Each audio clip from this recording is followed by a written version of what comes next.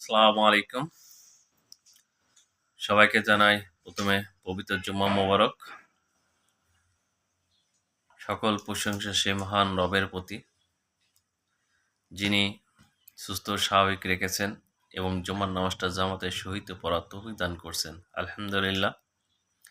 আসুন এই পবিত্রতম দিনে আমরা আমাদের আশপাশে যারা ছিন্নমূল, অসহায়, দরিদ্র মানুষ আছে তাদেরকে আমরা বিভিন্নভাবে সাহায্য সহযোগিতা করব, যার যতটুকু সমর্থন আছে।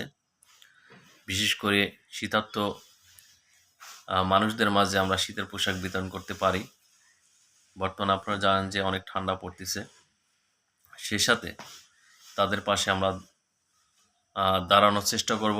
এটাও একটা ইবাদতের অংশ। তো সবার প্রতি ভালোবাসা ও শুভেচ্ছা কামনা রইল। আসসালামু আলাইকুম।